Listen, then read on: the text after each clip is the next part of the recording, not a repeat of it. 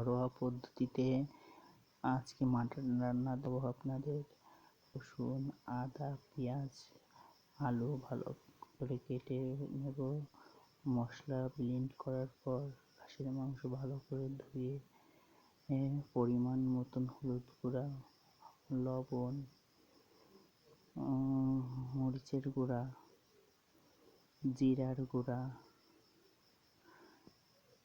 পেঁয়াজ বাটা, রসুন বাটা, আদা বাটা পরিমাণ মতন দিয়ে সরিষার তেল দিয়ে ভালো করে ম্যারিনেট করে রেখে দেব। আপনারা চাইলে লেবু ব্যবহার করতে পারেন। ম্যারিনেট করে আধা ঘন্টা রেখে দিতে হবে। তারপর কড়াইতে পরিমাণ মতন তেল দিয়ে সুন্দর করে আলুগুলো ভেজে নিতে হবে। আলু লাল লাল করে ভাজা হয়ে গেলে উঠিয়ে নিতে হবে।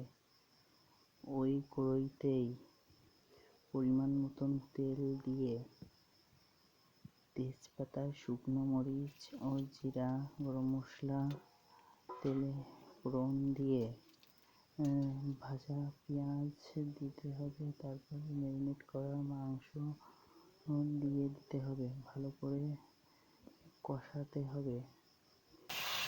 যতক্ষণ তেল ছাড়ছে না তত সময় কষাতে হবে ভালো করে ঢেকে।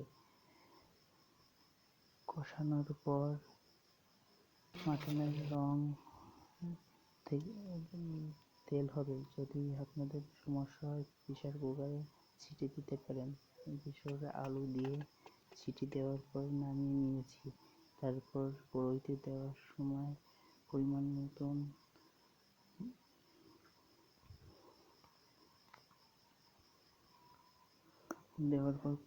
মতন গরম মশলা দিয়ে নামিয়ে নেবেন। আজকের রেসিপিটি ভালো লাগলে শেয়ার করে দেবেন।